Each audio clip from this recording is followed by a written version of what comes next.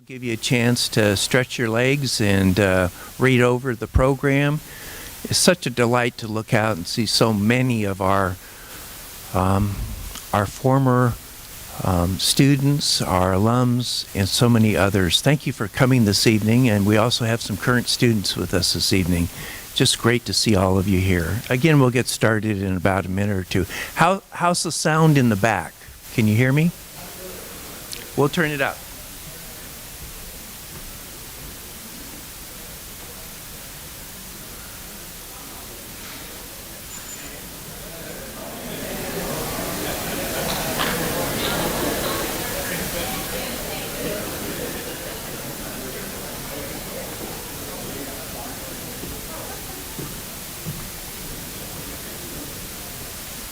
How about now? Better? Okay.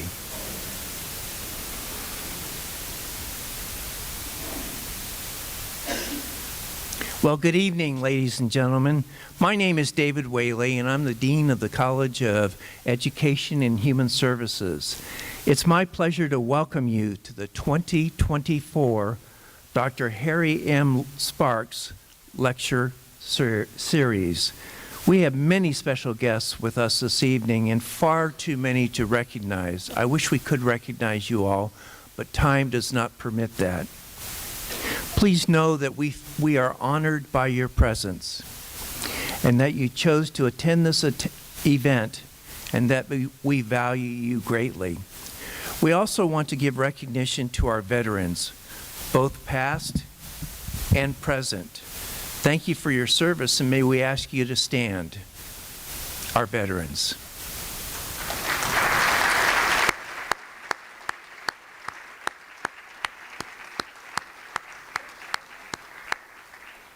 Again, thank you for your service. The Sparks Lecture is one of our signature events in the college, during which we are able to recognize friends, colleagues, community members, benefactors, patrons, and other guests. It's an event in which we're able to celebrate outstanding individuals who have focused their lives on service to others. Finally, tonight is an opportunity to hear from an individual who has provided direct protective services to U.S. presidents, vice presidents, and other high-ranking officials. We look forward to remarks from Mr. Dale F. Wilson, a 1969 graduate of Murray State University. Now I'd like to kindly invite Dr. Robert Bob Jackson, president of Murray State University, to the podium to give a welcome. Dr. Jackson is Murray State's 14th president, and he began his official presidential duties here in August 2018. He is truly a student-centered president who knows no strangers among our student body. He has led this university for a number of years to greater heights of achievement and innovation. Formerly a state senator, President Jackson has been widely recognized throughout the state for his public service. President Jackson.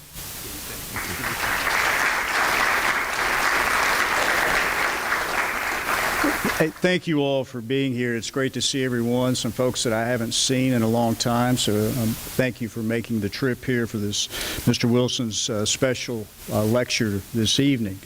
But first, I want to say a few words about Dean Whaley. Dean Whaley, the College of Education and Human Services, his faculty, his staff, the students in his college do a wonderful job with education throughout our region. They do a wonderful job in educating our students to turn them into wonderful teachers, many of which are going to be recognized this evening. But let's give him a round of applause and thank all of our faculty, staff, the College of Education. There's a few folks I am going to recognize, if you bear with me just a moment.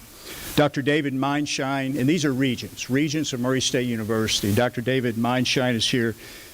Dr. Mindshine is a superintendent, so he goes through these battles each and every day in education, and we appreciate what he does. He's superintendent of Livingston County Schools. He's here with us. I'm going to ask him to stand. Also, Dr. Mindshine, thank you for all that you do. And just hold on one second and stand. Dr. Melanie Schimberger, I think, is here as well. Dr. Schimberger is the faculty regent. She does a wonderful job. She works extremely hard, not only for the faculty of Murray State University, but for this university as a whole and on the board of regents. And Melanie, thank you for all that you do as well. Mr. G.L. Ovey and his wife Kathy, I think, are here or they're on their way. A longtime Commonwealth attorney as well. And I think that's all the regents that we have here this evening. But let's thank them and give them a round of applause. Thank you all. So Dr. Harry Sparks would be extremely thrilled this evening. First, that the lecture is in Rather Hall. I understand one of his most favorite buildings on this campus. I knew Dr. Sparks, like many of you did. He served here, and he served well for a period of about 5 years, but I think what he would be most proud of is Mr. Dale Wilson is one of his former students, and his wife's an alum also and one of his former students. Dale, Mr. Wilson, also lived near President Sparks also. So he was an ATO. And there's a bunch of ATOs here, and it's okay if you all want to chant or snap your fingers. I was a Pike, so we didn't do any of that. No booing, please. Those guys in the back, and I think a lot of them as well. But he would be proud of that, most importantly. He loved his students, and he loved the students of Murray State University especially. And I know you all interacted with him regularly. And, of course, Oakhurst was right across from the ATO house, and I'm sure there was never a noise problem there as well. But this will be an exciting and a fun lecture this evening. It's really good to see everyone. I'm glad you're here, and I'm looking forward to it as well. Thank you very much.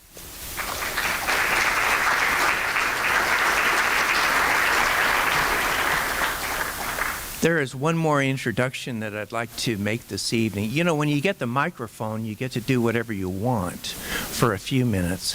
And what I'd like to do at this time is to introduce you to my wife, Peggy Whaley. Can we give her a round of applause? It's so nice to know this kind of support exists.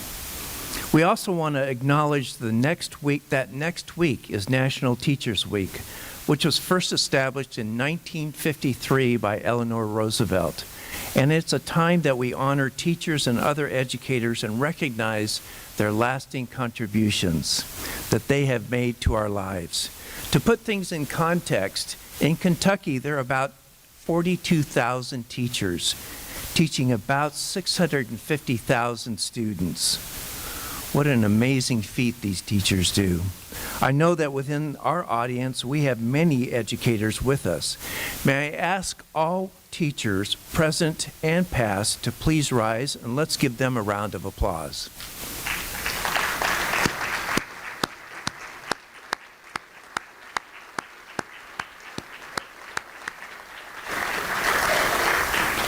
You know, John F. Kennedy stated, "Our progress as a nation can be no swifter than our progress in education. The human mind is our fundamental resource." And Benjamin Franklin stated, "An investment in knowledge pays the best interest." This afternoon, we are recognizing outstanding educators who were nominated throughout our region and selected for their special recognitions. At this moment in time, I'd like to turn this over to Dr. Patel, Samir Patel, the Assistant Dean in the college, for his recognition of our outstanding educators.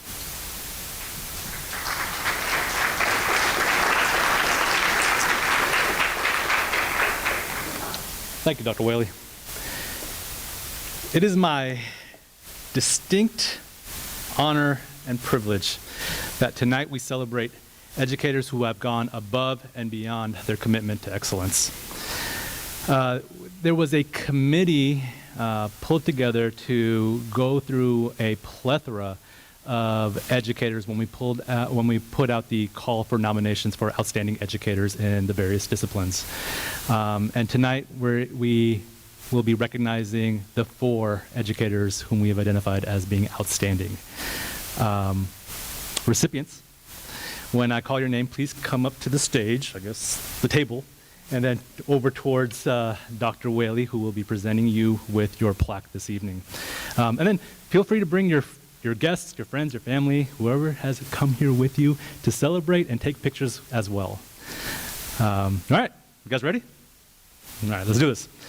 The first award tonight will be presented to the Outstanding Early Childhood Educator. The recipient of this award is Teresa Gore, an educator with Callaway County Preschool. Teresa has dedicated more than 2 decades to the art of education. With the passion of a lifetime scholar, Teresa not only continues her quest to seek out best practices, but she opens up her classroom to the next generation of educators by allowing Murray State students to use her classroom for practicum and student teaching placements. Thank you for all that you do, Teresa.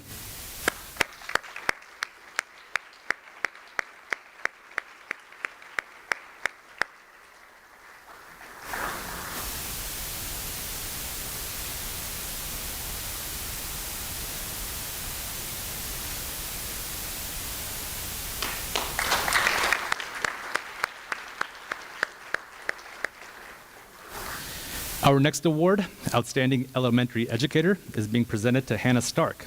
Hannah brings 2 decades worth of experience to the classroom. With a strong understanding of childhood development, Hannah has worked within the range of elementary levels and currently serves as the 4th grade teacher at Murray Middle.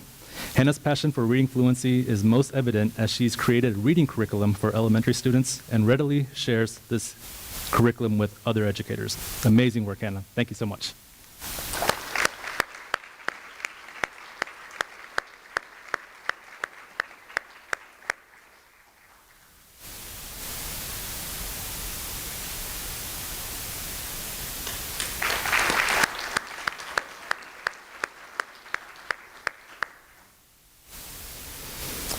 The third award this evening is the Outstanding Middle School Educator, which is being presented to Patricia Murphy. Patricia is a 7th and 8th grade teacher at South Marshall Middle School. She's an advocate for the education profession. She serves as a cooperating teacher, mentors and leads others into the profession, and fights to change policies that negatively affect children. Her vision and strategic thinking have been instrumental in driving positive change in the classroom. Thank you for your advocacy, Patricia.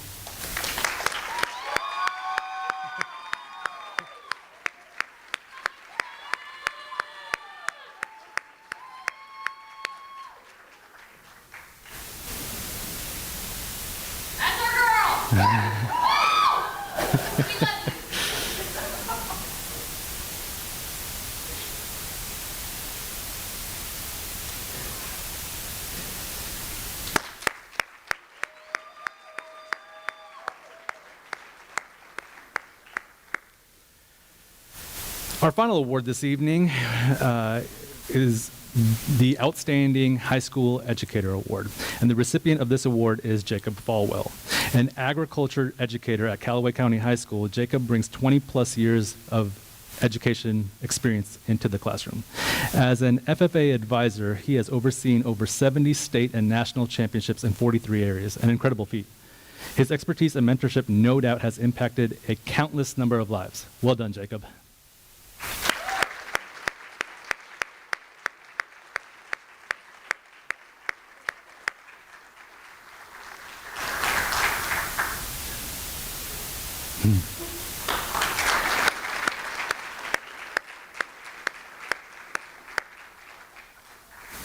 In a world where knowledge is paramount, these nominees have truly excelled in their dedication to education.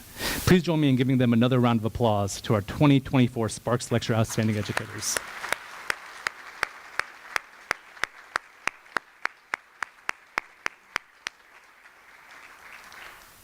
So now I'd like to invite to the podium from the Office of Development, Mr. Brandon Anderson. Got notes?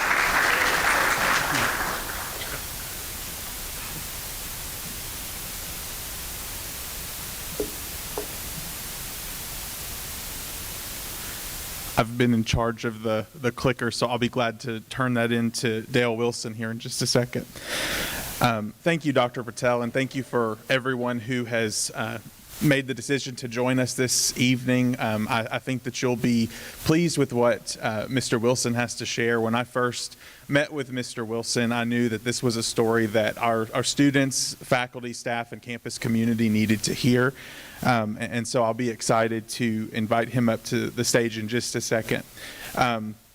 As we talk about this, I think it's important to acknowledge the educators once again in the room, and not only the current educators, but the future educators as well.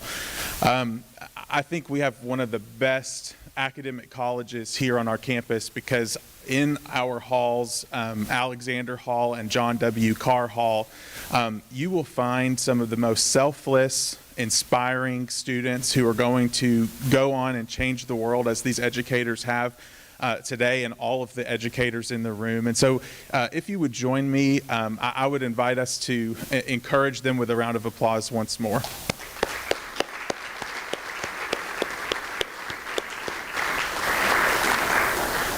When you see a student out in the community and you talk to them, which we hope you do, because that's what kind of keeps them on campus and keeps them engaged, and you ask them what their major is, I think it's important that everybody provides some encouragement, especially for those who are studying education, because we know that they are getting ready to embark on a very large journey, and we're thankful that they are, because they are building the next generation of role models in our community.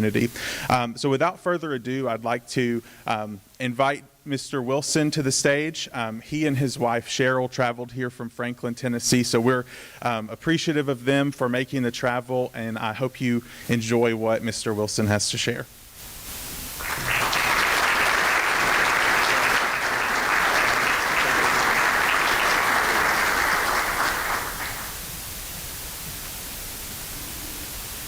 Well, thank you, Brandon.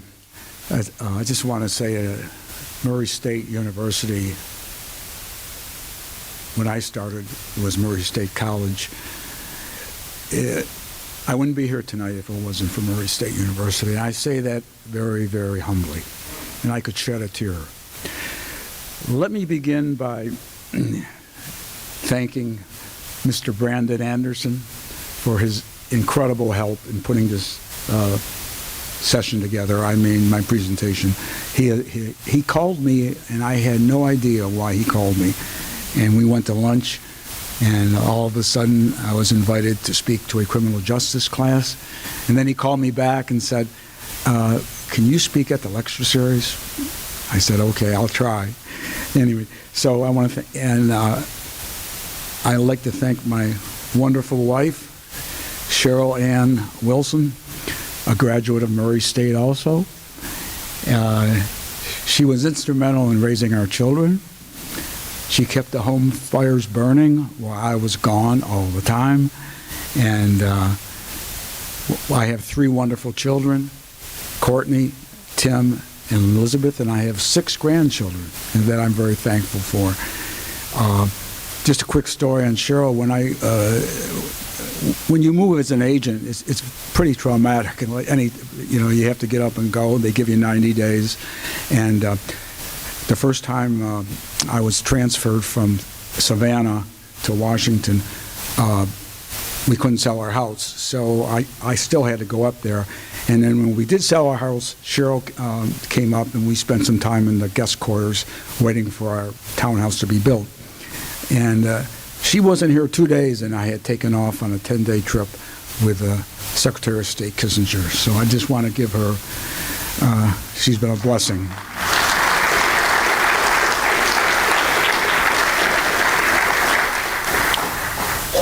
Okay, I know many of you are wondering, how did Dale Wilson get to Murray State? I was I'm from Buffalo, New York. I was born and bred there, never traveled 100 miles outside of Buffalo. My father was an avid Canisius College basketball fan. He went to a game in Buffalo, and guess who was playing? Murray State. I was in the process of looking at schools.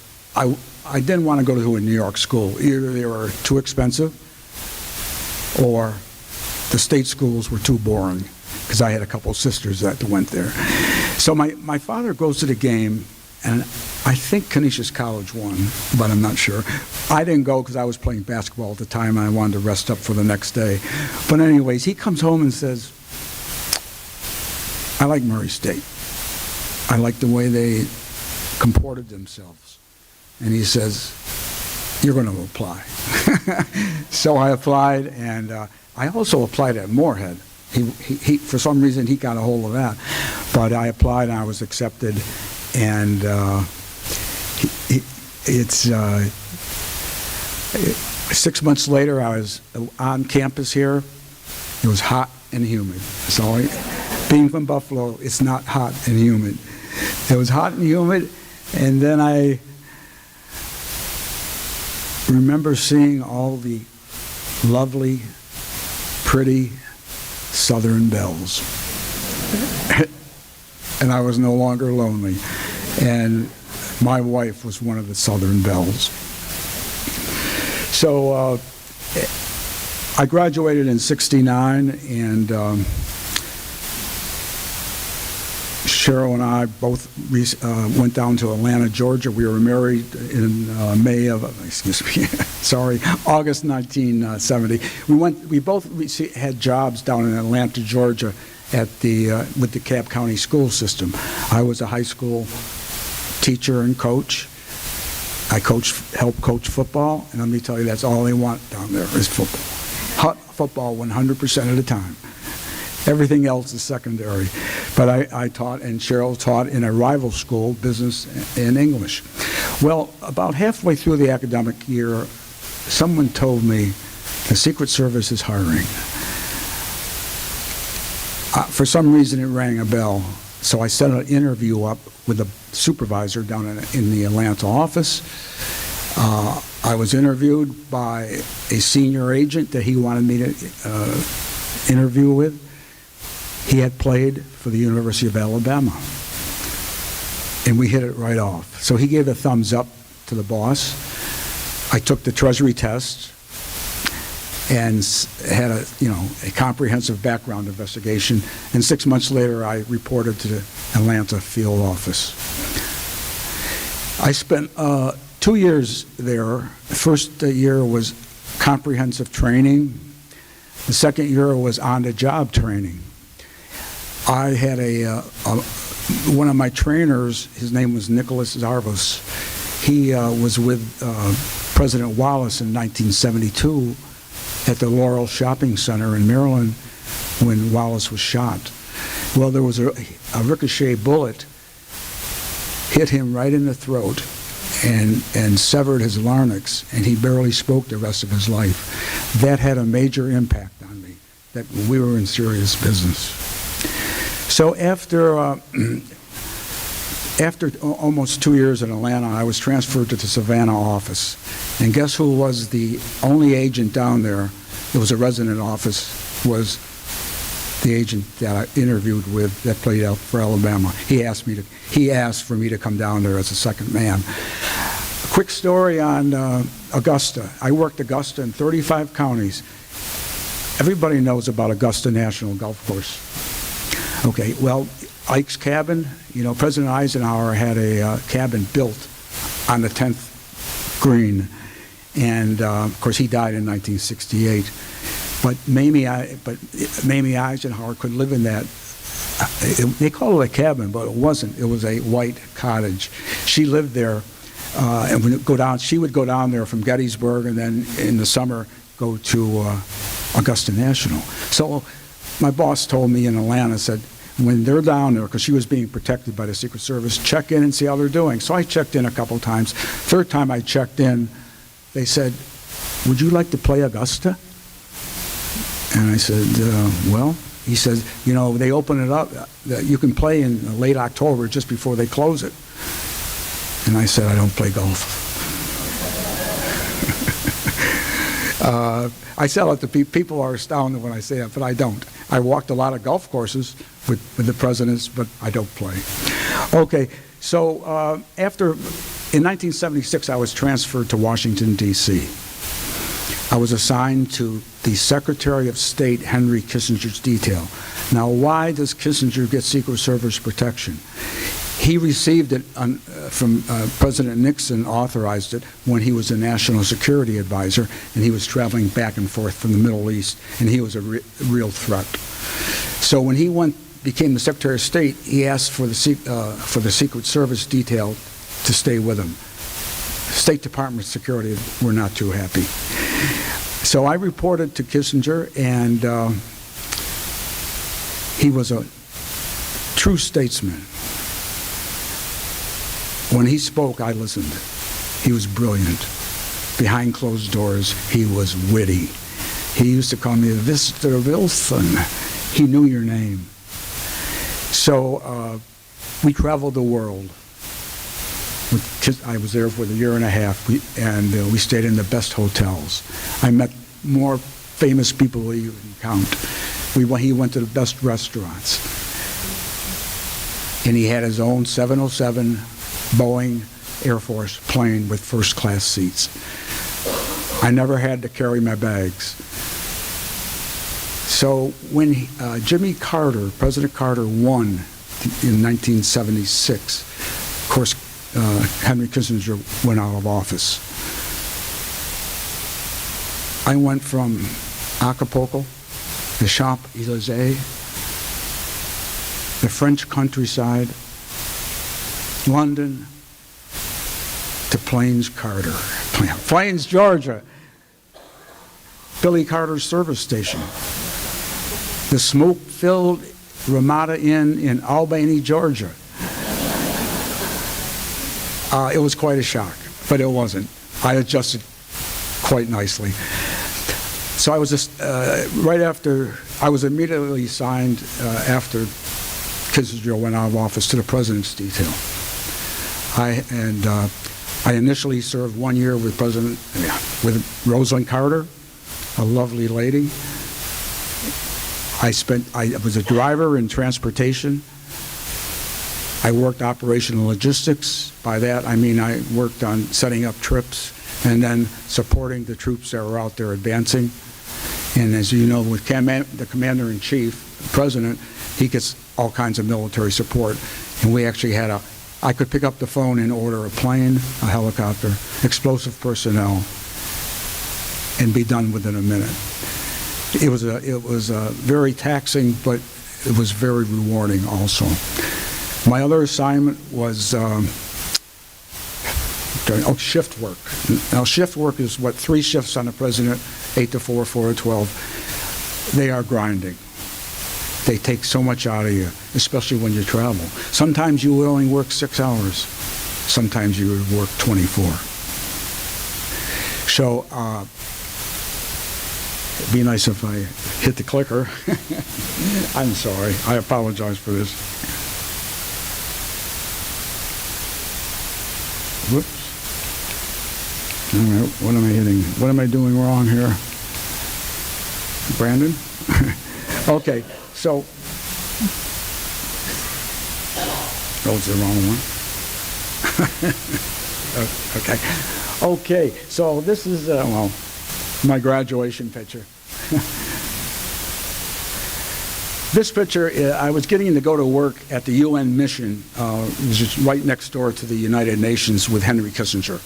So I went to lunch with my sister in Manhattan, and she took this picture of me. Let me jump to, I won't spend a lot of time on this, but when I was in service, we had two investigation duties. It was investigating stolen checks and then counterfeiting. Counterfeiting was our main priority. And today, the service, it doesn't do any of that anymore. Counterfeiting is gone, is finished. They made the notes too difficult to counterfeit. So the Secret Service does wire and bank fraud, and they do financial crimes related to cybersecurity. It's beyond my pay grade. Hiring an agent. As I told you, I already gave you that experience. And there's Secretary Kissinger. He was a real statesman, I can tell you that.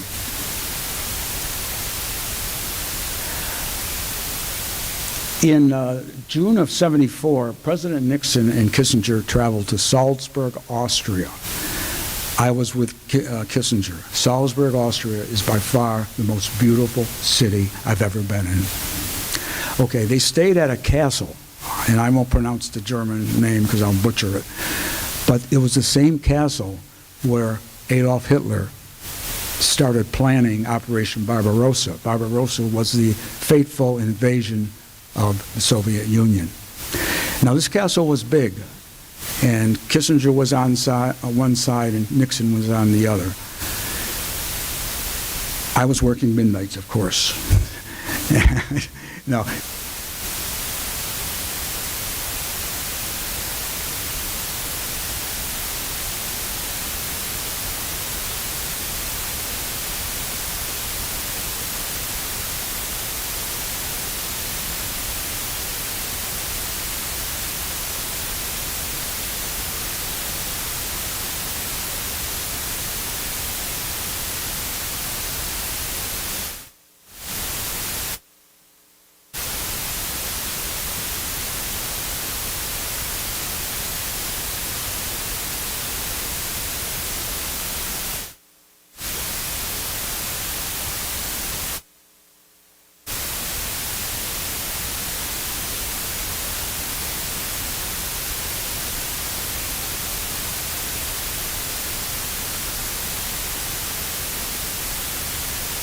He had a lot on his mind, obviously.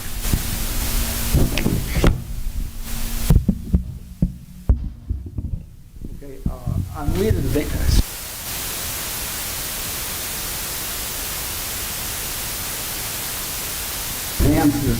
You don't do a lead advance until you do a lot of site advances, starting with easy airports and working your way up to more difficult sites. Not everybody has the opportunity to do a lead advance. I probably did 10 or more international and domestic advances. When I say there is no greater responsibility, there is none. You are pulled in many, many directions. By the White House staff, by White House communications, by the press, by your own agents, by law enforcement. And if something happens, you will be scrutinized ad nauseum. And it's always in the back of your mind. Whenever the plane took off from your site, from your advance, from your city, and you would see the wheels go up, it was a sigh of relief. It's something I would never trade, but it sometimes would take 2 or 3 days out of you on that. The Secret Service was very demanding. They would not withstand imperfection. And if they did, you were gone. This is interesting. Every foreign trip you would get a luggage tag. And the best part about traveling with the president is you didn't have to handle your bags. They were taken to the room. Okay, this is probably the most arduous, worst trip in the history of the Secret Service. Why do I say that? Look at the dates. It was about 8-9 days. We took off from Andrews Air Force Base to Warsaw, Poland. It was blinding snowstorm. The only thing I remember about Warsaw, Poland was I went into it. This was back when the Soviet Union was hurting.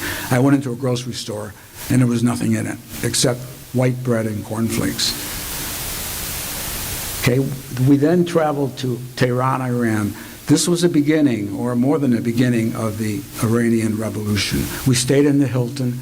We had armed security with machine guns on every floor, and the hotel was surrounded by military.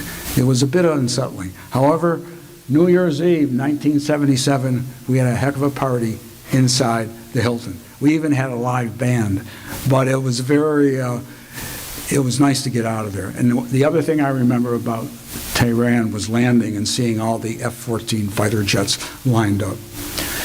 We then took off to New Delhi, India, and the smog was awful, and we started developing respiratory problems.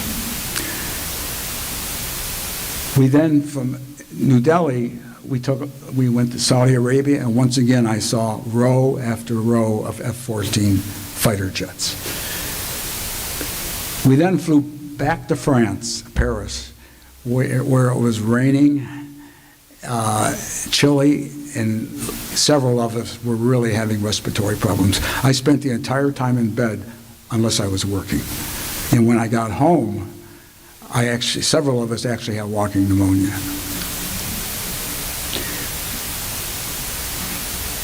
Okay, this is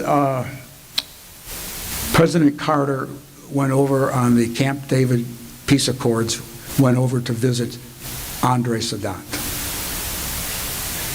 This photo on the right is when we landed in Cairo, and he's doing a military parade review. We hated those things because they would not allow us to check the rifles like we could in the United States. And that's how Sadat was killed in 1981 by his own troops in a military parade. And this gentleman, do I have a pointer? Well, I don't need it. This gentleman over on the far left with the bald head, he was killed in that, he was also killed in that attack. The man in the middle with his hands up on the roof, he became our director, one of the finest men I've ever known. You can see me, if you look at Carter's, where am I? Oh, I don't see me. I'm there. I'm in the back. Oh, there I am. See, I've had the pointer. If I had, is there a pointer? If you look at Sadat's hand, the guy in the sunglasses, the next guy is me.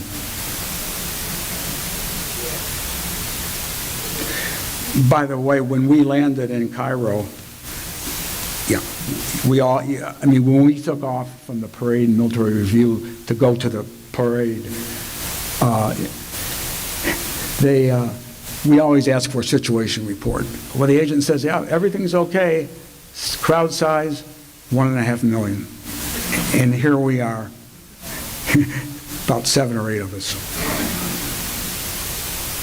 Okay, well, on this one you can see me. I'm right over Jimmy Carter's head. I'm in the follow-up vehicle. Let me just say that before the Reagan assassination attempt, we did not use metal detectors. Or did we have protective vests? They finally bought us protective vests. And you know the old umpire's vest where we used to hold it?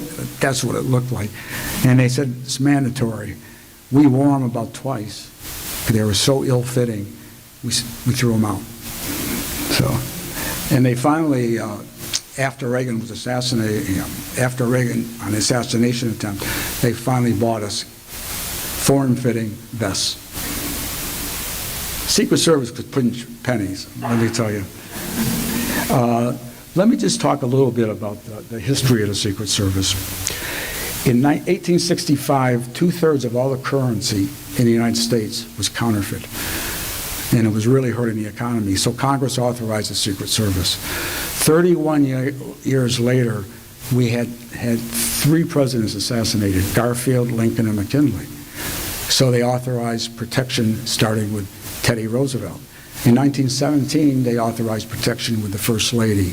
In 1951, the Vice President received protection. And then in 1968, after the assassination of RFK, Robert Kennedy Jr., they authorized protection of major presidential candidates. And this still stands today. Okay, this is what, this was a stop at the Gator Bowl in Jacksonville, Florida. And we choppered in, and Carter walked from the top of the Gator Bowl down to the field to address the crowd of about 40,000.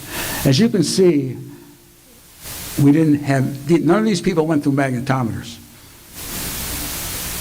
I don't have the point. Okay, the president he's surrounded by Secret Service, pretty much all Secret Service agents. You can see me on the right.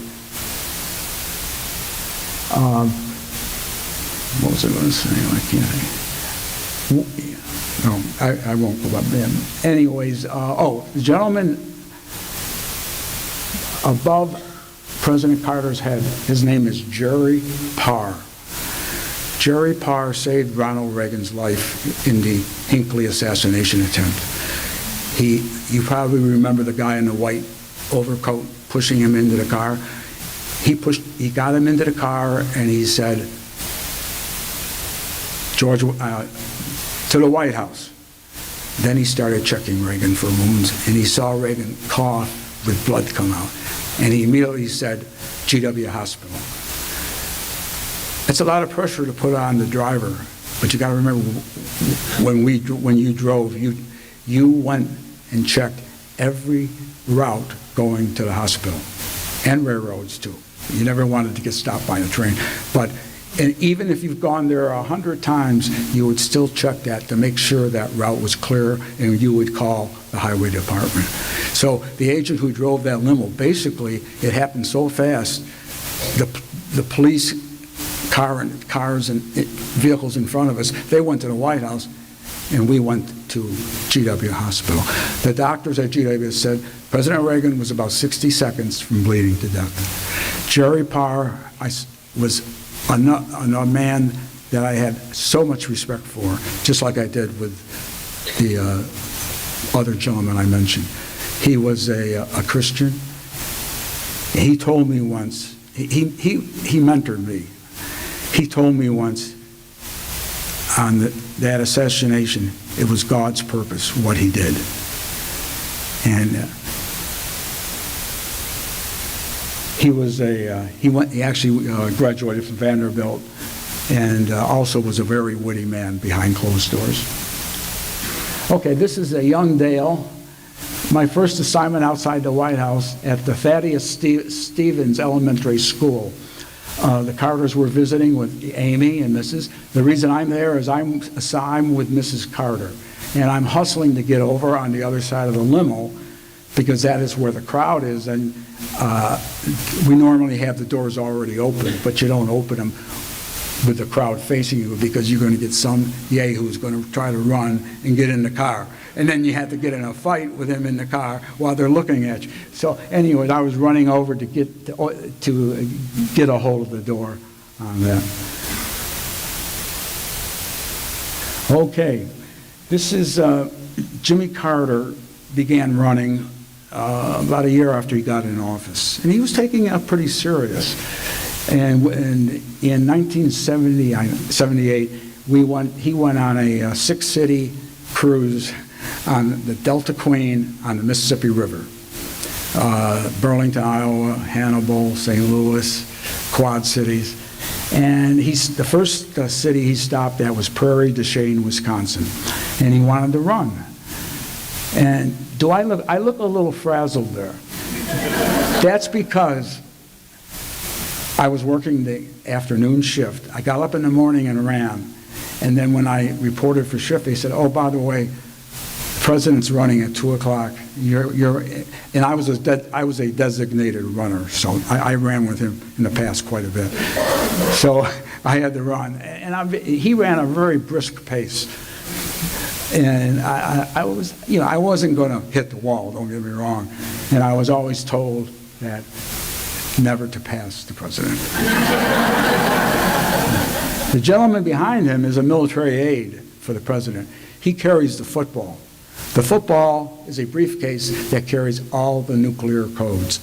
Now, he doesn't have the football. The football's in the limo protected by us when he's unable to carry it on him. He was an Air Force captain. We called him Bam Bam because when he landed a C-141 Starlifter plane, he landed it quite hard and bounced down the runway. We were told by the Air Force people about that. But he was a nice guy. Okay. This is, and let me just go back. The president referred to the Delta Queen, that was the boat that he was on, or the cruise ship. He would refer that as the Dairy Queen. Okay. This is the big one, probably the biggest event in my life in the Secret Service. Up at Camp David, the Camp David Running Society, Catoctin Mountain Running Society, invited Jimmy Carter to run in a 6.2-mile run right outside of Camp David.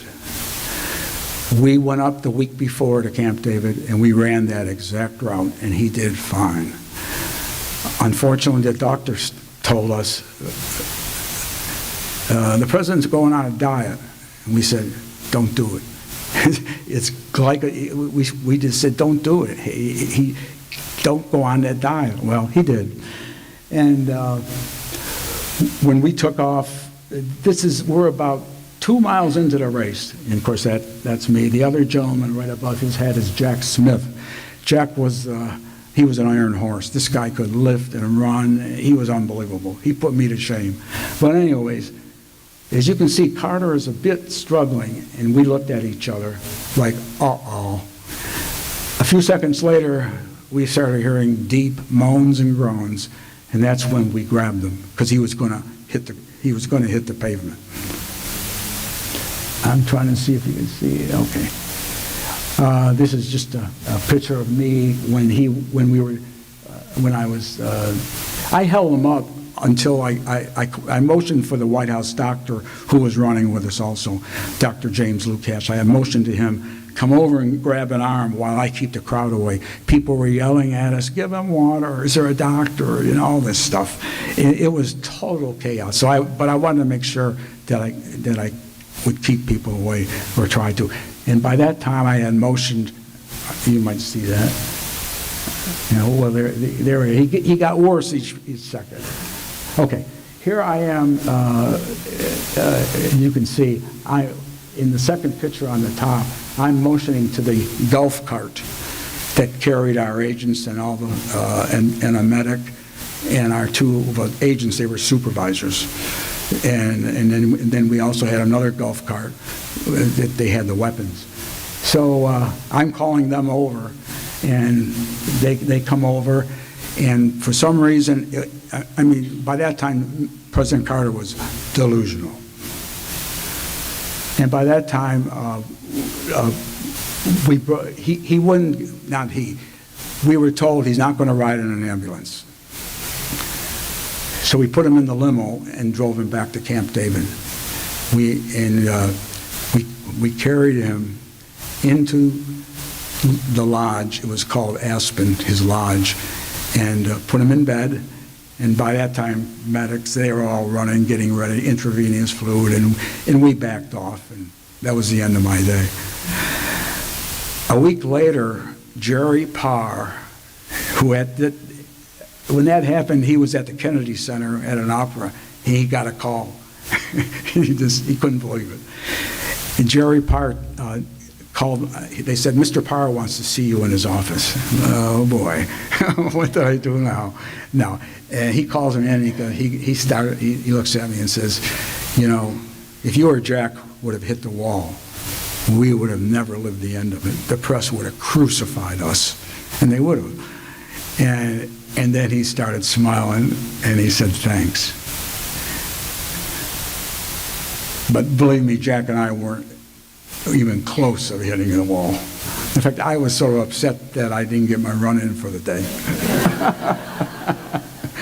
My wife will acknowledge that. But anyway, that was a real eventful time, a moment. The man, when I'm waving at the last big photo, the man with the headband, he was Dr. James Lukash. He was a White House doctor, excellent guy. And you can see how bad the president was there. And, this is a photo of him before the race, they had a chute running to the starting line with Mrs. Carter, and the other guy was an agent. He was the advance agent. And we were waiting for Carter at the starting line. This other picture is about 3 hours after he went down. He recovered quite quickly, very quickly. And he went out and he's addressing the crowd, and most of the crowd stayed because they were told him he wanted to. I guess his staff told the press, we're going to bring him back out. This is a photo of President-elect Reagan after he visited the White House for the first time and met with President Carter. And we're walking back to the Blair House. And once again, no metal detectors. And it's hard to believe now, all this is shut down. After Oklahoma City, they shut all this down, no vehicle traffic or anything. And I think people that actually try to get it in the Lafayette Park go through metal detectors. But this is us escorting him back to the Blair House. Now, we were in Washington, D.C. for one night, and I didn't get to see my wife. I had to stay in the hotel. And I don't know why but anyways. Okay, this is another significant. I am so humbled, and I was so humbled and honored to be picked to be chosen to walk in the motorcade in the 1980, well, it was 1981 then, in the 1981 presidential inaugural parade. I'm working the number 2 position there, and all I can remember is the crowd cheering, and it was like, I never heard this with President Carter. And I mean, they were really, it was surreal, that's all I can say, for that time. And once again, I was very honored and humbled. The rest of these gentlemen, I'll just point it out. The man in the back on the left, he became the special agent in charge of the president's detail. And the man with the blonde hair above Reagan's head, he was with Mrs. Reagan, First Lady detail leader, for almost the entire time that they were in office. Mrs. Reagan really liked her detail agents, and she didn't want them to. She wanted to keep them. And here I am.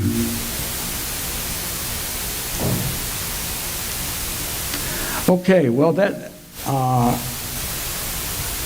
ends my tour on PPD, and then I became a low-level supervisor on Vice President Bush, George W. Bush 1 detail. And they were a great family, just great. When I really enjoyed going to Kenny Bunkport in the summers with him. He wore us out, boating, golfing, running, tennis, but it was very enjoyable to be up there on that. I mentioned this trip, and this is another trip tag that they give you.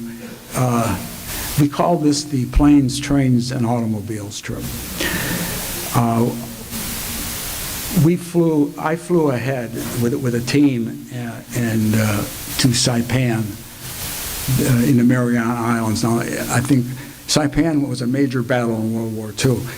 There were still landing craft, original landing craft on the beach, about 2 or 3 where we were, and they maintained them, but they were still there.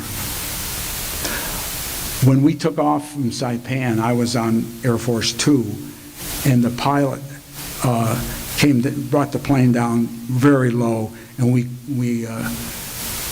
crossed over Tinian Island. If anybody knows what Tinian Island is, that's the island where the Enola Gay took off to bomb Hiroshima. That runway was 1.5 miles long, and it took every inch to get the Enola Gay off the ground. Okay, so out of Beijing, we then split up again, and I jumped ahead with a team, and we traveled by, I said planes, trains, and automobiles. We traveled by a helicopter, a hydroplane, a bus, and on the hydroplane, we were crossing over to Hong Kong. It was a windy day, and we got soaked. And we had to work that day. I mean, we were soaked. Why they ever put us on a hydroplane, I don't know. Okay, and I was going to mention anything else about that trip. Oh, okay. So we took the train from Beijing to a couple of these cities, I don't pronounce them, and it wasn't a bullet train that you see in Japan. Of course, this is back in 1985, and they would come by with a soup cart or a big kettle of soup, and sticking out of the soup cart were chicken legs, along with their feet. And I'll never forget. No, thank you. And when we made several stops, they stopped along, and people would come up and look in the windows at us.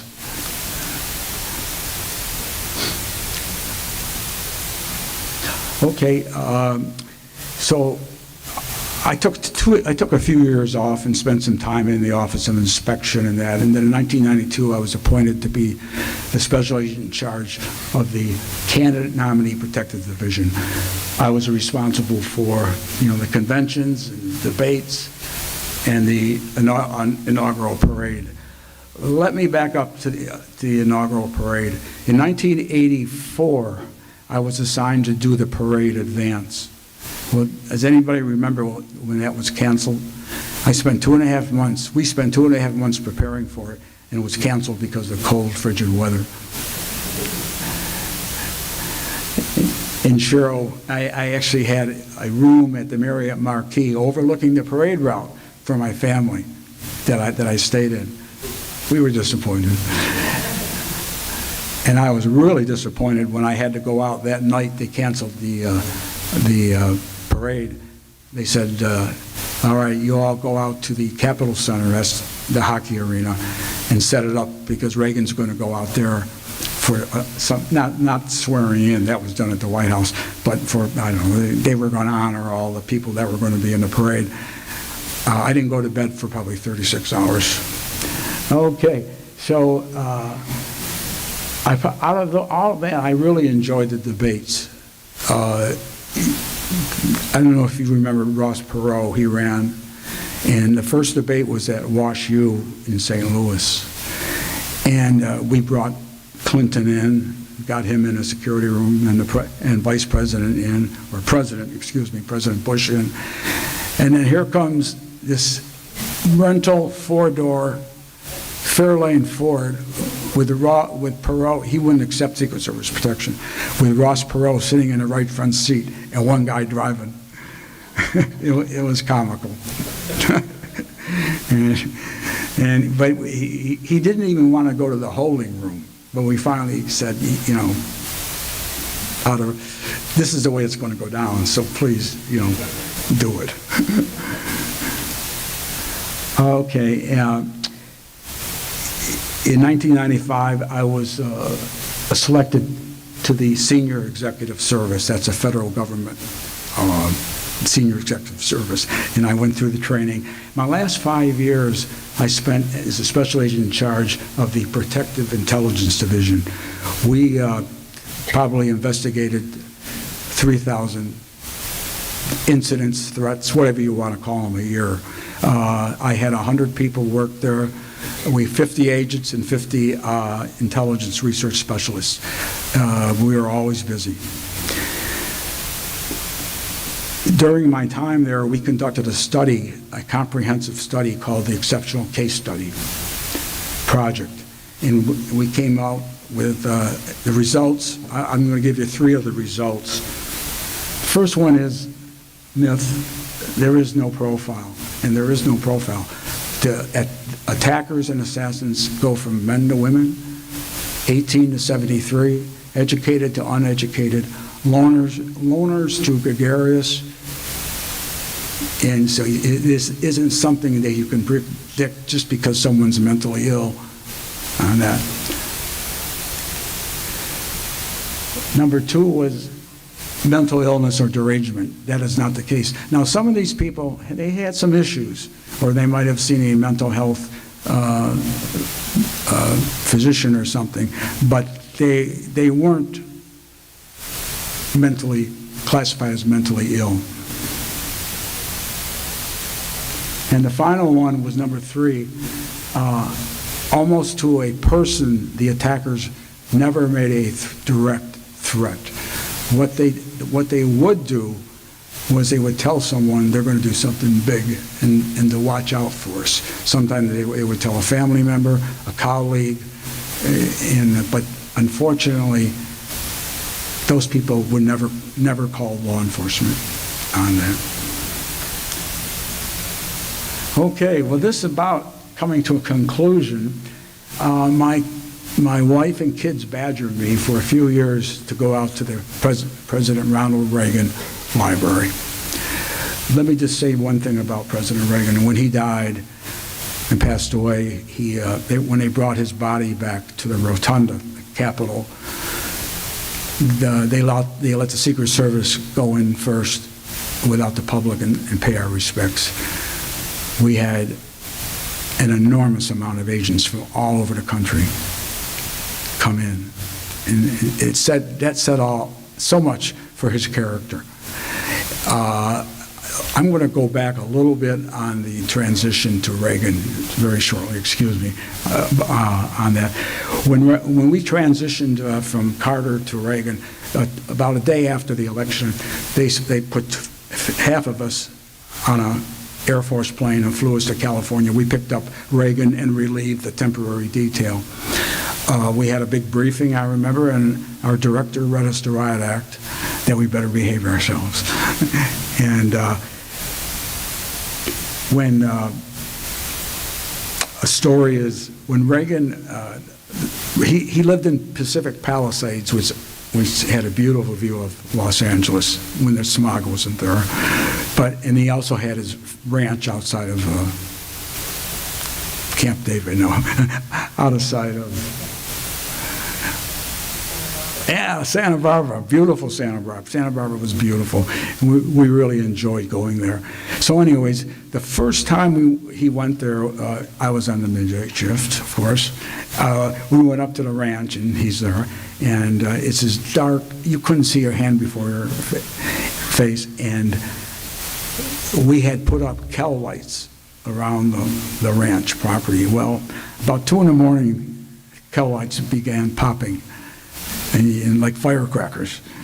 And I was a shift leader. And I get a call from President-elect Reagan. And we had direct lines. You just pick up the phone and he says, "Are you boys having trouble out there?" He called us boys. And he didn't do that derogatory. I mean, he liked us. And I said, "Governor, we're working on it. We hope to have it rectified by tomorrow." Well, he says, "Well, look in the meantime, come on down to the ranch, and I got a whole drawer full of Kel lights that you can have." That's the type of man he was. He was always thinking about you. Back to L.A., he would get a haircut every 2 days. When he went into the barber shop, all the barbers would drop what they were doing and go over and shake his hand. And this was a barber shop of probably a dozen barbers. I mean, everybody just had total respect for that man. Okay, so my lovely wife and kids talked me into going to the Ronald Reagan Library last June. My oldest daughter, Courtney, called the library and told them about me. When we arrived, they had 2 gentlemen, tour guides, waiting. We were treated as VIPs. It was very humbling. My wife cried. I could have cried.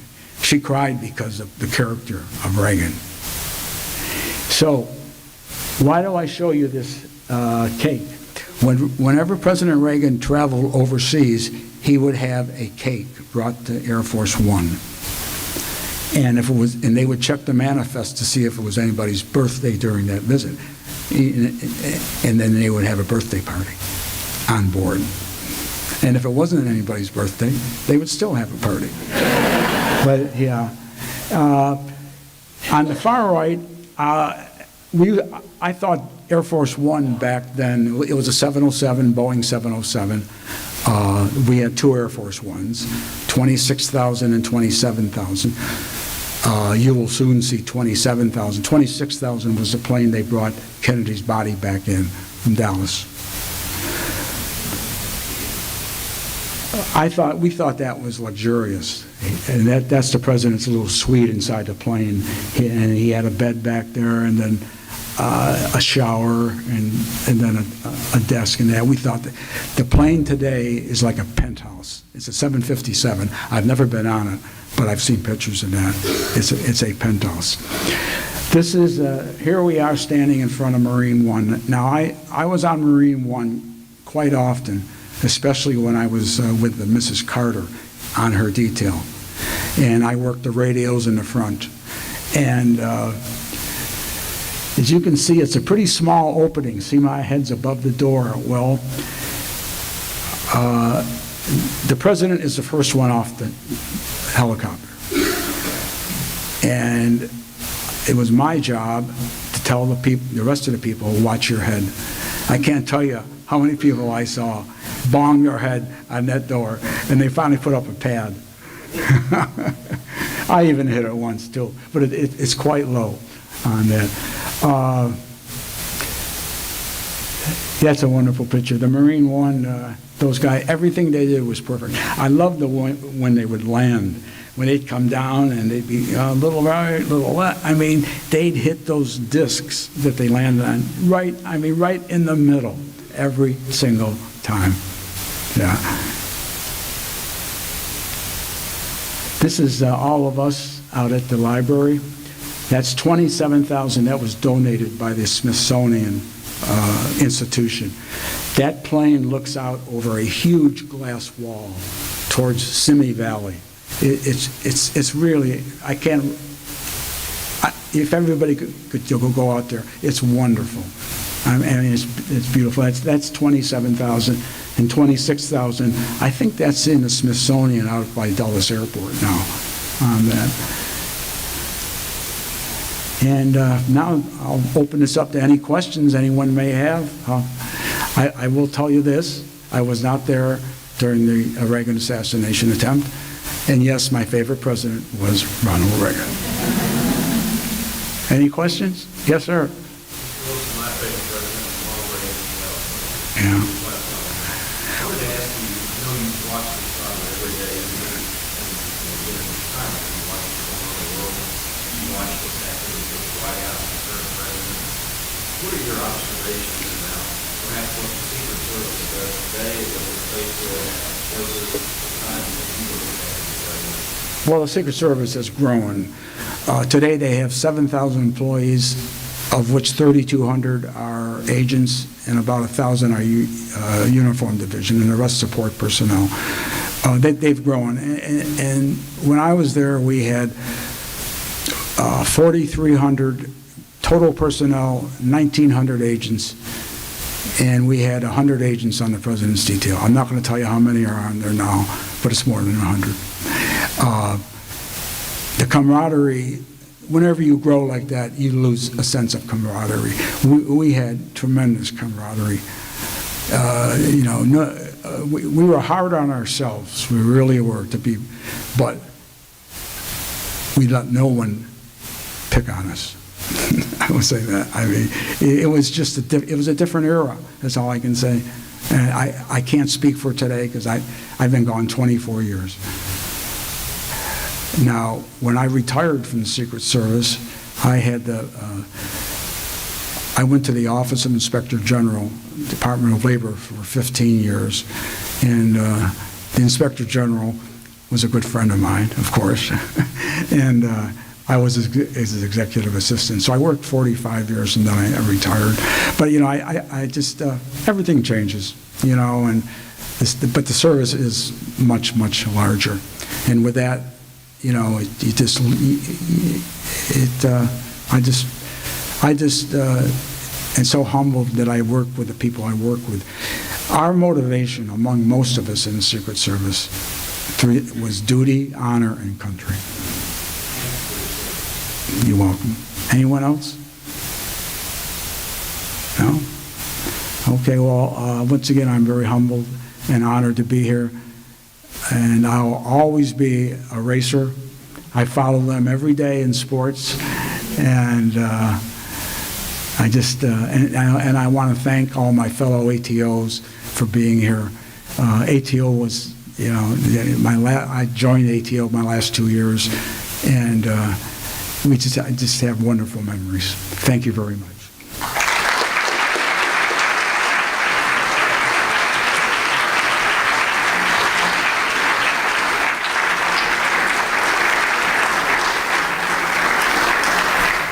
So on behalf of everyone here and the College of Education and Human Services, we just want to thank you, Mr. Wilson, for coming, making the trip. I know that we were all inspired by your story, and it's impactful to know that you've had these experiences yet remain so humble. And that story started right here on our campus at Murray State College. And so we just thank you again, and we do have an award that we're going to present you. I think we're going to have a picture taken over here. By the way, I'm wearing these shoes because Mr. Special Agent forgot them.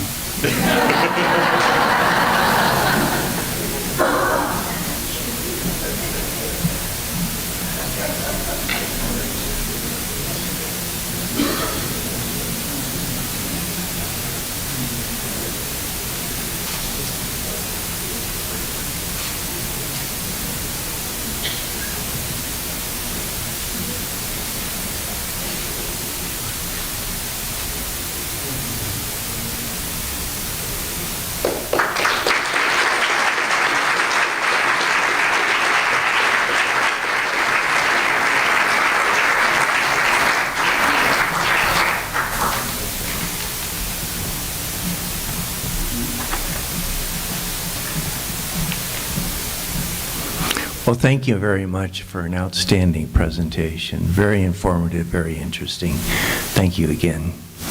Before we completely wrap this up, I do want to recognize a few more individuals. These are the individuals that were part of the steering committee that put this presentation together. And I'd like to start out with Dr. Samir Patel, Dr. Katie Hancock, if you would stand, please. Dr. Katie Hancock, Tamala Darnell, Claire Lane, and Amy Sievers. Amy, are you in the room at the moment? No, she's not. But these are the individuals that have been the boots on the ground and have done the planning. And so you can see that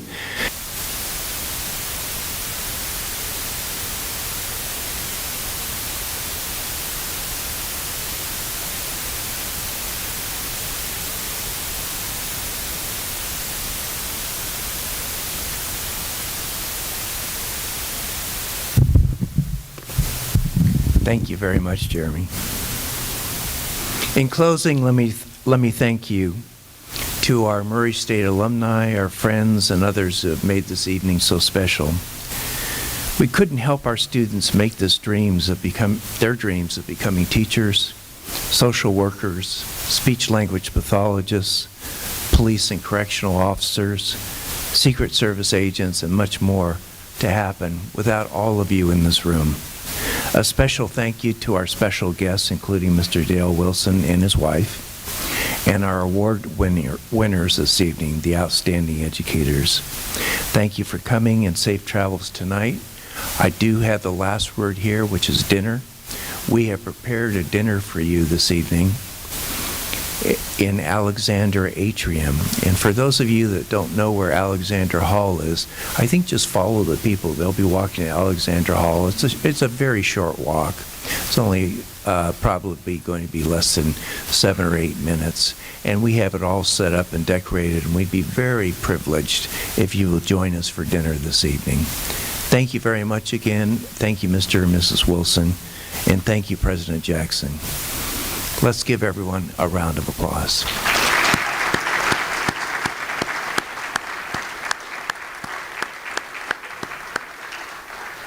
We will see you in Alexander Atrium.